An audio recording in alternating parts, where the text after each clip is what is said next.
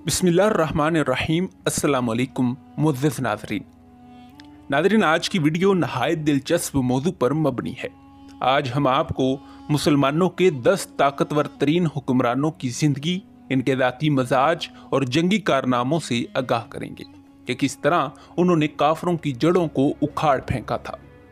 नाज़रीन, बिना वक्त ज़ाया किए अपनी वीडियो की तरफ बढ़ते हैं।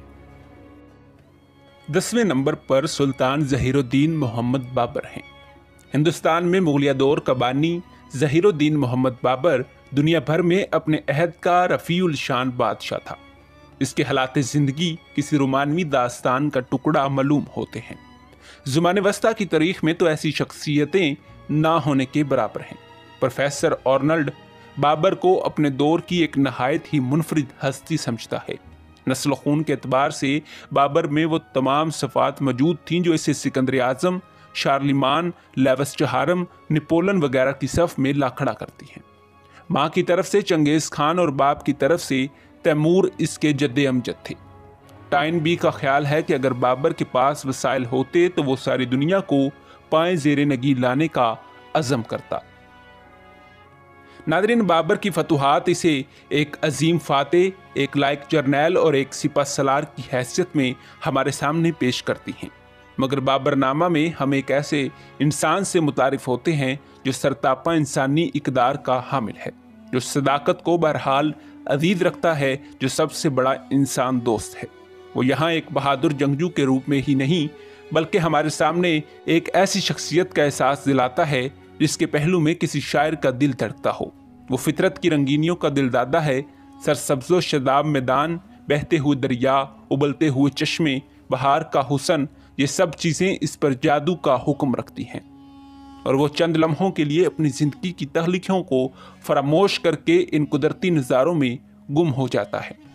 इसकी ज़ुबान से बेसाख्ता शेरो अदब के फूल जड़ने लगते हैं। नादरीन, बाज़ रवायात के मुताबिक इब्राहिम लोदी की माँ ने इसे जहर पिलवा दिया था, जो आहिस्ता आहिस्ता इस पर असर करने लगा। इसकी कुव्वत ख़त्म हो रही थी, सेहत गिर रही थी कि हमायूं को बीमारी ने आ घेरा। इस सदमे ने मौत को करीब तर कर दिया। हमायूं के बारे में बाबर ने दुआ मांगी थी कि इसकी बीमारी उसे लग जाए। जब हमायूं रोज़ बरोज़ सेहतमंद होने लगा तो बाबर को यकीन हो गया कि मेरी दुआ कबूल हो गई है और अब हमायूं की बजाय मेरी जान जाएगी। इस यकीन ने बाबर की ज़िंदगी के दिन और भी कम कर दिए। आखिर 26 दिसंबर 1530 ईस्वी को वो जान बहक हो गया।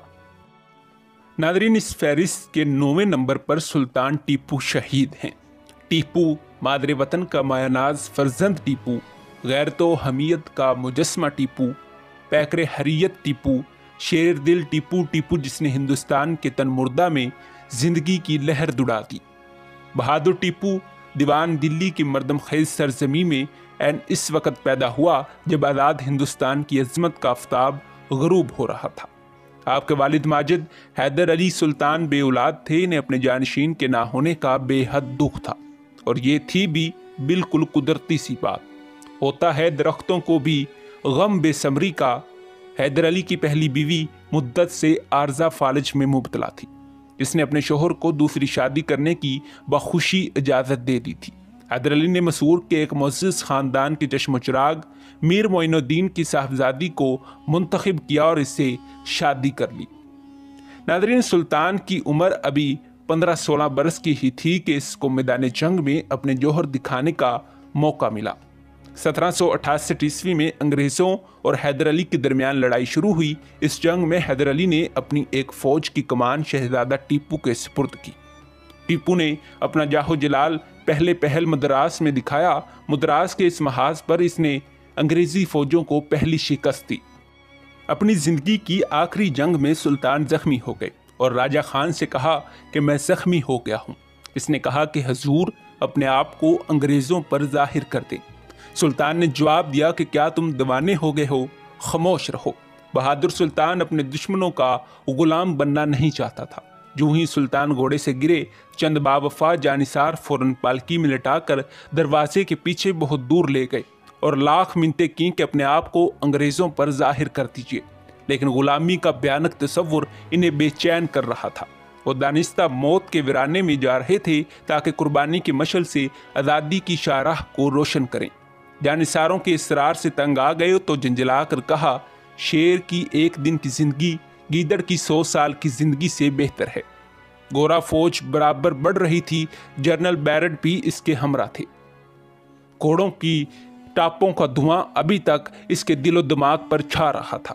आखिर कुछ अंग्रेज सिपाही सुल्तान के करीब आ गए। एक सिपाही ने जेरी पेटी पर हाथ डाला। सुल्तान ने पलट कर वार किया, जिससे इसका घुटना जख्मी हो गया।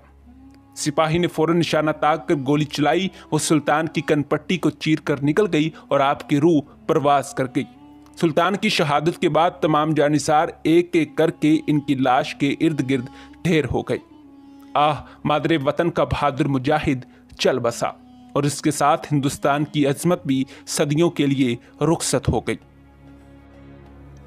नादरीन, 8वें नंबर पर सुल्तान अलाउद्दीन खिलजी हैं।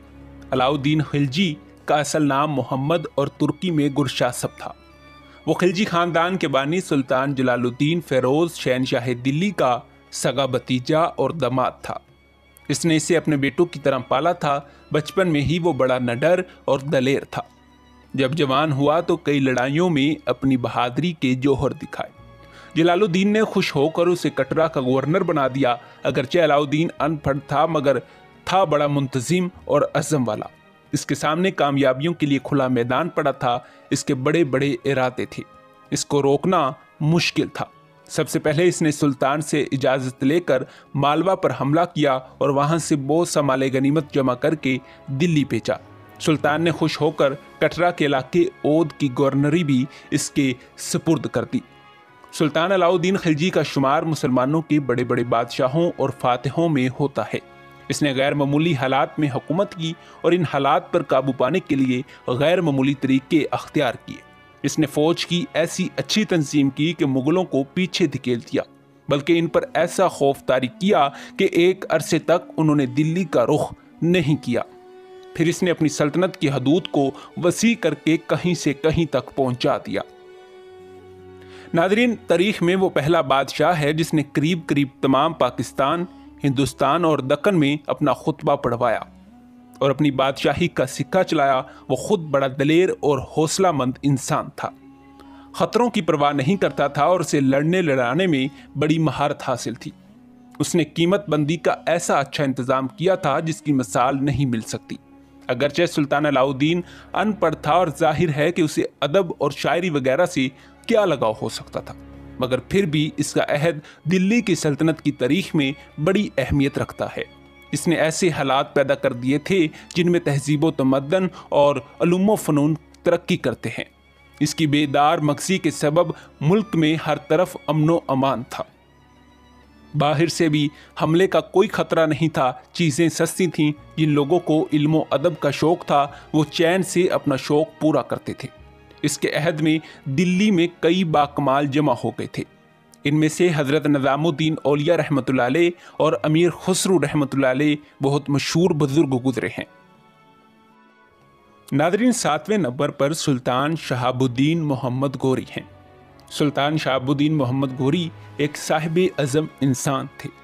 इसने खुद को पंजाब के इलाके का जो दौलत गज़निया का एक हिस्सा समझा जाता था वारिस ख्याल किया। अलावा बरी तहफ़्फ़ुज़ मुमलकत भी यही था कि वो पंजाब के वाली खुसरो मलक और मुल्तान के करामतियों को शिकस्त दे। मुसलमान होने के बाद इसकी ख्वाहिश थी कि वो हिंदुस्तान पर चढ़ाई करे और वहाँ इस्लाम की इशाअत करे। मोहम्मद गोरी के ज़माने से लेकर 1857 ईस्वी की आफत तक दिल्ली के तख्त पर हमेशा मुसलमान ताजदार ही जलवा अफरोज रहे। हिंदुस्तान में सल्तनत इस्लामिया का बानी एक अजीम मुसलमान फौजी जर्नैल फातेह था, जिसके कदम कदम की बरकत से 650 साल से ज़्यादा अरसा मुसलमान पूरे बरसगीर के हुक्मरान रहे। आसमान तेरी लहद पे शबनम अफशानी करे, हालात की अजीब सितम ज़रीफ़ी है कि बरसगीर में सल्तनत इस्लामिया का बानी बातनी शियों के हाथों कत्ल हुआ और बरसगीर का आखिरी मुजाहिद सुल्तान टीपू शहीद भी शिया साजिशों के हाथों ही शहीद हुआ। नादरीन, इस फहरिस्त के 7वें नंबर पर उस्मान गाजी को शुमार किया गया है। अर्तुगरुल के बाद इसका बेटा उस्मान कबीले का सरदार मुकर्रर हुआ। इस खानदान में सबसे पहले इसी शख्स ने खुद मुख्तियारी का अलम लहराया था, इसलिए तुर्की के फरमाबरदार इसके नाम पर उस्मानी कहलाते हैं। उस्मान की ज़िंदगी के हालात बहुत दिलचस्प हैं। कहते हैं कि इस ज़माने में अस्की शहर के पास किसी गांव में एक नेक और परहेजगार शख्स रहता था। उस्मान अक्सर इसके पास जाता था और इसकी बातें सुना करता था। इस शख्स की लड़की माल खतून, जिसे बाला खतून भी कहते हैं, बहुत हसीन थी। उस्मान को इस लड़की से मोहब्बत हो गई। पहले तो इसने ये राज छुपाए रखा, फिर एक दिन बाला खतून के बाप से जिक्र कर दिया, लेकिन वो उस्मान से अपनी बेटी का ब्याह करने पर आमादा नहीं हुआ। एक रात उस्मान ने ख्वाब देखा कि वो और माल खतून का बाप दोनों जमीन पर लेटे हुए हैं। यकायक बूढ़े दरवेश के सीने से एक चांद निकला और उस्मान के सीने में समा गया। थोड़ी देर में उस्मान की कमर से एक दरख्त उग आया जो आहिस्ता आहिस्ता बढ़ता गया। इसमें शाखें निकलीं, फिर ये शाखें बढ़कर खुशी की और तरी पर फैल गईं। सुबह उठते ही इसने ये ख्वाब माल खतून के बाप को जाके सुना दिया। ख्वाब सुनते ही बूढ़े दरवेश के चेहरे की रंगत बदल गई और इसने उस्मान को तख्तो ताज की खुशखबरी सुना के माल खतून से इसका ब्याह कर दिया। थोड़े अरसे के बाद उसके यहाँ एक बेटा पैदा हुआ जिसका नाम औरखान रखा गया। इस साल अर्तुगरुल ने इंतकाल किया और उस्मान अपने कबीले का सरदार मुकर्रर हुआ। ये वाक़या 1288 ईस्वी का है। तुर्कों के अरूज का आगाज इसी तरीक से होता है। नादरीन, जब बजोसा फतह हुआ तो उस्मान की ज़िंदगी के आखिरी दिन थे। इस फतह के बाद वो बहुत थोड़े दिन जिंदा रहा और लायक बेटे ने बाप की लाश को इसकी वसीयत के मुताबिक बजोसा में दफन कर दिया। उस्मान के ज़माने तक तुर्कों की ज़िंदगी बहुत सीधी सादी थी। चुनाचे इसकी सारी कायनात भेड़ बकरियों के चंद गले, कुछ घोड़े और चंद बैल थे, या नमक का एक प्याला, एक चमचा या उमामा था। उस्मान मजबूत जिस्म का आदमी था। इसके हाथ बहुत लंबे थे और घुटनों के नीचे तक पहुंचते थे। मौत के वक्त इसकी उम्र 70 साल की थी। नादरीन, 5वें नंबर पर मुगलिया सल्तनत के सुल्तान औरंगजेब आलमगीर हैं। औरंगजेब इरादे का पक्का, शरीयत का पाबंद और जाहिदाना जिंदगी बसर करने का आदी था। शुजात और जहानत इसकी तबीयत में कूट कूट कर भरी हुई थी। अदलो इंसाफ में लासानी था। सूरत के अंग्रेजी सुदागर इसे अदलो इंसाफ का समुंदर कहते थे। इसका सलूक अपने बेटों, अफसरों और आम लोगों से यकसा था। खुद आलिम था और आलमों और काजियों की रहनुमाई के लिए इसने फतवा आलमगीरी मुरतब की, जो इस वक्त तमाम इस्लामी ममालिक में फ़ुक़हा की मुस्तनद किताब समझी जाती है। नादरीन, तमाम मुहिम्मात से फारिग होकर औरंगजेब ने दिल्ली की तरफ वापस कूच किया, मगर रास्ते ही में औरंगाबाद के मुकाम पर अप्रैल 1707 ईस्वी में फौत हो गया। तमाम मौरखीन इस बात पर मुत्तफिक हैं कि आलमगीर ने बहैसियत हुक्मरान एक आला नमूना अपने जानशीनों के लिए कायम किया। उसकी सादगी, परहेजगारी, तहम्मुल इस्तिकामत, बुर्दबारी, शुजात, मेहनत व मुशक्क़त की आदत, खुशमजाजी और फ़र्द शनासी की दाद दिए बगैर कोई मुतासब तरीन शख्स भी नहीं रह सकता। अमूर सल्तनत में वो हक शनासी और अदल दोस्ती का कायल था। वो ओहदेदारों की तकरीरी लियाकत, दयानत और हुस्न कारकर्दगी की बना पर करता था। मजलूमों की हकरसी में उसे लुत्फ़ आता था और बड़े से बड़ा आदमी भी जुल्म करने के सिलसिले में इसकी सज़ा से नहीं बच सकता था। क्या खूब आदमी था, खुदा मगफरत फरमाए। नादरीन, मज़ीद आगे बढ़ने से पहले अगर आप हमारे चैनल पर नए हैं और आपने अभी तक हमारे चैनल को सब्सक्राइब नहीं किया तो बराए मेहरबानी हमारे चैनल को सब्सक्राइब कर लीजिए, ताकि हिस्ट्री के रिलेटेड और बिलमूम मुनफरिद मालूमात पर बनने वाली नई वीडियोस बर वक़्त आप तक पहुँचती रहें। नादरीन, चौथे नंबर पर सल्तनत उस्मानिया के सुल्तान मोहम्मद फ़ातेह को शुमार किया गया है। सुल्तान मोहम्मद 21 साल की उम्र में तुर्की के तख्त पर बैठे। उस वक़्त कुस्तुनतुनिया का बाज़ंतीनी बादशाह कुस्तुनतीन याज़दहम था, जो बड़ा बहादुर शख्स था, मगर इसने एक ऐसी हरकत की जिससे सुल्तान मोहम्मद को इस पर बड़ा गुस्सा आया। बात यह हुई कि एक तुर्की शहजादा जिसका नाम औरखान था, कुस्तुनतुनिया में नज़रबंद था। इसका खर्च सुल्तान की तरफ से अदा होता था। कुस्तुनतीन ने मुतालबा किया कि उसका खर्च ज़्यादा किया जाए और धमकी दी कि अगर ऐसा ना किया गया तो वो औरखान को सुल्तान मोहम्मद के सामने ला खड़ा करेगा। उस वक़्त सुल्तान मोहम्मद एशियाई कोचक में बाज़ शोरशों को दबाने में मशगूल था। उसने बाज़ंतीनी सफ़ीरों को जो इस मकसद के लिए आए थे कोई बहाना बनाकर टाल दिया, मगर इसके वज़ीर आज़म खलील पाशा ने सफ़ीरों से कहा कि तुम्हारी हमाकत कुस्तुनतुनिया को सुल्तान के हाथों में देख कर रहेगी। सुल्तान मोहम्मद ने कुस्तुनतुनिया पर हमले की तैयारियां शुरू कर दी। चुनाचे इसने आबनाए बॉस्फोरस के यूरोपी साहिल और कुस्तुनतुनिया से तकरीबन 5 मील के फासले पर एक ज़बरदस्त किला बनवाना शुरू कर दिया। यह किला इसके बाद वाले किले के बिल्कुल सामने था जो सुल्तान बायजीद ने आबनाए बॉस्फोरस के एशियाई साहिल पर बनवाया था, और चंद ही महीनों में अपनी बहादुरी के जौहर दिखाते हुए कुस्तुनतुनिया को फतह कर लिया। नाज़रीन, सुल्तान मोहम्मद फ़ातिह समझता था कि जंग में कामयाबी हासिल करने के लिए 2 चीज़ें बहुत लाजिम हैं, एक तो राजदारी और दूसरे बिजली की सी तेज़ी। वो हमेशा दोनों बातों पर अमल करता था। कुस्तुनतुनिया की फतह के बाद सुल्तान ने तुर्की बेड़े की तरफ ख़ास तौर पर तवज्जो की और इसे इस कदर मजबूत बना दिया कि जनेवा और वेनिस के बेड़ों से भी ज़्यादा मजबूत हो गया। सुल्तान मोहम्मद अलूम व फ़नून का सरपरस्त था। अपनी मादरी ज़ुबान तुर्की के अलावा अरबी, फ़ारसी, इब्रानी, लतीनी और यूनानी ज़ुबानों पर भी कुदरत रखता था। दुनिया की तारीख़ और जुग्राफिया से उसे पूरी वाकफियत थी। वो खुद एक शायर था और शायरों का कदरदान था। इसके ख़जाने से 3 तुर्की शायरों को वजीफ़े मिलते थे। नाज़रीन, तीसरे नंबर पर सुल्तान महमूद गज़नी को जगह दी गई है। सुल्तान महमूद गज़नी सबकतगैन का सबसे बड़ा बेटा था। वो 1 और 2 नवंबर 971 ईस्वी की दरमियानी रात को पैदा हुआ। इसकी तालीम और तरबियत इसी तरह की गई जैसे इस ज़माने में शहजादों की जाती थी। इसके लिए बड़े बड़े आलमों की खिदमात हासिल की गई। महमूद बड़ा ज़हीन और होनहार था, जिसने बहुत जल्द अलूम दीन की तकमील कर ली और हाफ़िज़ कुरान बन गया और हदीसे वफ़क़ा में मुकम्मल वाकफियत रखता था। इसकी तालीम और तरबियत के सियासी पहलू की तरफ खुद सबकतगैन ने बहुत तवज्जो की। इसके अलावा इसे जंग के तौर तरीक़ों में पूरी तरह तरबियत दी गई। तलवार चलाने में वो बड़ा माहिर था।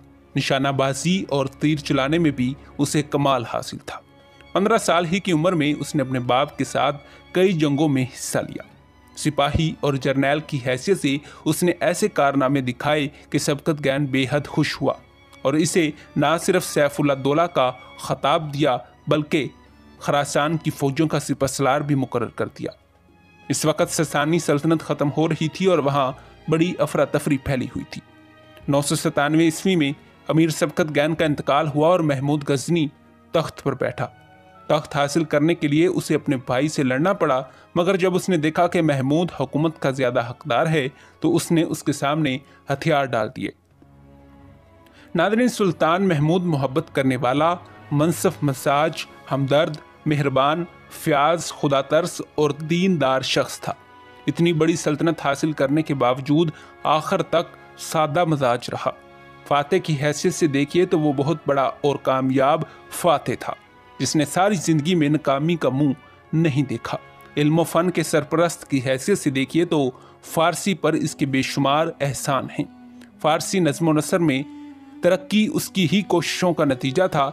जहाँ तक इसके मुंतज़िम होने का ताल्लुक है तो इस सिलसिले में भी उसका नाम इज्जत से लेना पड़ता है। जंगों की वजह से उसे गज़नी से लंबे अरसे के लिए गैर हाजिर रहना पड़ता था, मगर इसके बावजूद हुकूमत के कारोबार में किसी किस्म की खराबी, बदनज़मी और मुल्क में बदअमनी पैदा नहीं होती थी। इसके बेटे सुल्तान मसूद ने ठीक कहा है कि खुदा की इस पर रहमत हो, कोई माँ महमूद जैसा बच्चा नहीं जनेगी। नाज़रीन, दूसरे नंबर पर सुल्तान सलाहुद्दीन अय्यूबी हैं। जी हाँ, फ़ातिह बैतुल मक़दस सुल्तान सलाहुद्दीन अय्यूबी। मिस्र में कायम होने वाली अय्यूबी हुकूमत के बानी सुल्तान सलाहुद्दीन अय्यूबी थे। आप 1137 ईस्वी में पैदा हुए। आपके वालिद अंजुमुद्दीन और चचा शेर को इराक़ के हुक्मरान नूरुद्दीन के आला अफसर थे। सुल्तान नूरुद्दीन की वफ़ात के बाद उसका बेटा तख्त नशीन हुआ, लेकिन वो हालात को काबू में नहीं रख सका, जिससे अफरा तफरी फैल गई। इस मौके पर सुल्तान सलाहुद्दीन ने सुल्तान को माज़ूल करके मिस्र में अपनी हुकूमत कायम कर ली। इसके बाद उन्होंने शाम, यमन और हिजाज वगैरह के इलाके फतह करके अपनी हुकूमत में शामिल कर लिए। नाज़रीन, सुल्तान नहायत साबिर और ज़ब्तो बर्दाश्त करने वाले इंसान थे। ان کے بیٹے اسماعیل کا انتقال ہوا تو نامور اس کی موت کی خبر کا خط لے کر آیا، تو سلطان نے جب خط کھول کر پڑھا تو پاس موجود لوگوں میں سے کوئی شخص بھی ان کے چہرے کے اتار چڑھاؤ سے یہ نہ جان سکا کہ خط میں خوشی کی خبر تھی یا غم کی۔ بعد میں لوگوں کو معلوم ہوا کہ خط میں سلطان کے بیٹے کے انتقال کی خبر تھی۔ فیاضی اور سخاوت میں بھی سلطان بے نظیر تھے۔ مصر پر قبضے میں فاطمیوں کا بے پناہ خزانہ ان کے ہاتھ لگا۔ سلطان نے سارا خزانہ اسی وقت تقسیم کر دیا۔ جب سلطان کا انتقال ہوا تو ان کے ذاتی خزانے میں صرف 1 دینار اور 47 درہم موجود تھے۔ سلطان کا زیادہ تر وقت اگرچہ صلیبی جنگوں میں بسر ہوا، لیکن وہ ان کی خبر گیری اور رفع عامہ کے کاموں سے کبھی غافل نہیں رہے۔ جنگ کے دنوں کے علاوہ وہ ہفتے میں 2 بار کھلی عدالت لگاتے تھے، عوام کی شکایت سنتے اور خود فیصلے کرتے، مجاہدین کا بہت زیادہ خیال رکھتے، ان کو گھوڑے، ہتھیار اور خلطیں دینے میں حد سے گزر جاتے۔ سلطان کی زندگی بڑی سادہ تھی، نہایت سادہ لباس، معمولی غذا کھاتے اور اللہ کی ذات پر کامل یقین رکھتے تھے۔ ناظرین، اس فہرست کے پہلے نمبر پر حضرت عمر فاروق رضی اللہ تعالی عنہ ہیں۔ حضرت عمر فاروق رضی اللہ تعالی عنہ خطاب کے بیٹے تھے۔ مکہ مکرمہ کے قبیلہ قریش کی مشہور شاخ بنو عدی سے تعلق رکھتے تھے۔ عدی کے دوسرے بھائی مرہ تھے جو رسول پاک صلی اللہ علیہ وآلہ وسلم کے اجداد میں سے تھے۔ اس لحاظ سے حضرت عمر فاروق رضی اللہ تعالیٰ عنہ کا سلسلہ نسب 8ویں پشت میں رسول پاک سے جا کر مل جاتا ہے۔ حضرت عمر فاروق کا خاندان دور جاہلیت میں بھی بڑا ممتاز تھا۔ سفارت کا عہدہ انہی کے پاس رہا۔ ددیال کی طرح حضرت عمر ننیال کی طرف سے بھی نہایت معزز خاندان سے تعلق رکھتے تھے۔ ان کی والدہ حنتمہ ہاشم بن مغیرہ کی بیٹی تھی، اور مغیرہ اس درجے کے آدمی تھے کہ جب قریش کسی قبیلے سے لڑائی کے لیے جاتے تھے تو فوج کا اہتمام انہی کے ہاتھ ہوتا تھا۔ حضرت عمر فاروق رضی اللہ تعالیٰ عنہ ہجرت نبوی سے 40 برس قبل پیدا ہوئے اور مکہ مکرمہ میں نشو نما ہوئی۔ نسبدانی، سپہ گیری، پہلوانی اور خطابت میں مہارت پیدا کی، خصوصاً شاہ سواری میں کمال حاصل کیا۔ بائیں ہاتھ سے بھی دائیں ہاتھ ہی کی طرح کام لے لیتے تھے۔ دوڑتے گھوڑے پر اچک کر بیٹھ سکتے تھے۔ ابن سند کے بیان کے مطابق زمانہ جاہلیت میں عکاظ کے میلے میں دنگل میں کشتی بھی لڑا کرتے تھے۔ اسی زمانے میں لکھنا پڑھنا بھی سیکھ لیا تھا۔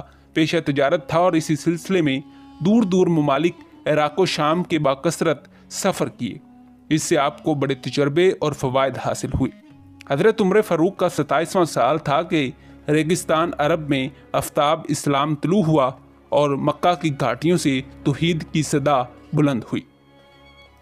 ناظرین، پہلے آپ بھی اسلام کے دشمنوں میں شامل تھے، مگر حضور پاک صلی اللہ علیہ وآلہ وسلم کی دعا سے آپ نے اسلام قبول کیا اور اپنی ساری زندگی کو اسلام کے لیے وقف کر دیا۔ حضرت ابو بکر صدیق رضی اللہ تعالیٰ عنہ کے وصال کے بعد خلافت کی باغ ڈور سنبھالی اور ہر ایک شعبے کو ایسی ترقی دی کہ وہ ہمیشہ یاد رکھی جائے گی۔ آپ ہی کے عہد خلافت میں رومی اور ایرانی شہنشاہت کا خاتمہ ہوا اور ایک ہی وقت میں اسلامی افواج کو 2 مختلف محاذوں پر اس سلیقے سے لڑایا کہ ہر محاذ پر فتح حاصل کی اور دشمن پر دھاک بٹھا دی۔ فوج کو پوری طرح منظم کیا، ان کی تنخواہیں مقرر کی اور مختلف شہروں میں چھاؤنیاں بنائیں اور ان کی ہر ضرورت کا خیال رکھا۔ نظام حکومت کو ایسا انصاف عطا کیا کہ جس پر خود انصاف کو بھی ہمیشہ ناز رہے گا۔ حضرت عمر فاروق رضی اللہ تعالیٰ عنہ نے کل 10.5 برس حکومت کی، لیکن اتنی ذرا سی مدت میں روم اور ایران کے پرخچے اڑا دیے۔ کیسر و کسرا، جن کے نام سے کبھی عربوں کے بدن پر کپکپی پیدا ہو جاتی تھی، اب ان کے تخت انہی بدوؤں کے ہاتھ میں تھے۔ وہی عرب جو درختوں اور بتوں کے آگے سر جھکاتے تھے، اب کسی بادشاہ کو بھی خاطر میں نہیں لاتے تھے اور نہ کسی فوج سے ڈرتے تھے۔